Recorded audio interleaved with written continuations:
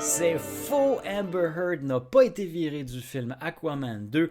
Au contraire, elle vient de publier un joli mot doré du réalisateur écrit à la paluche, lui souhaitant la re-bienvenue à Atlantis en tant que princesse Mera.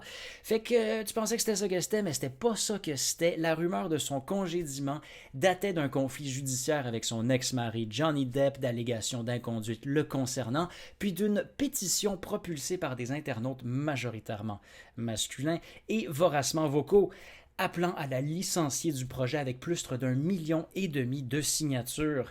On parlait même de voir son personnage remplacé par Emilia Clarke de Game of Thrones, mais non, rien de tel, nous aurons une continuité respectée et respectable. Puisqu'Amber est d'ailleurs présentement en quarantaine, on en déduit que le tournage débutera officiellement dans 2 semaines, début juillet. On a un titre et des indices pour le 7e film Transformers, puis la meilleure nouvelle du lot, c'est que ce ne sera pas réalisé par Michael Bay, tout comme d'ailleurs le dernier Bumblebee, qui avait été bien reçu par la critique. Une brise toute fraîche, une bise toute rêche, pour nous renouer, et je cite, avec le cœur de la franchise. Transformers Rise of the Beasts nous ramène dans les années 90 avec les Autobots sous leur forme rétro, G1, leur look original mis en valeur, ainsi qu'une introduction enfin à l'univers Beast Wars qui me faisait capoter jadis.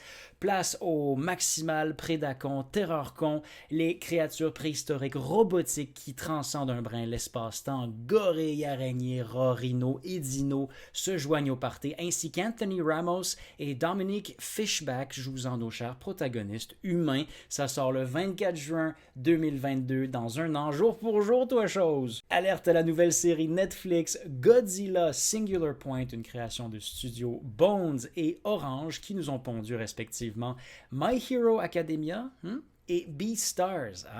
Il y a de la matière grise de qualité derrière cet animé, dont le dessinateur principal de Miyazaki, qui s'occupe du volet monstre d'Reticite Live là.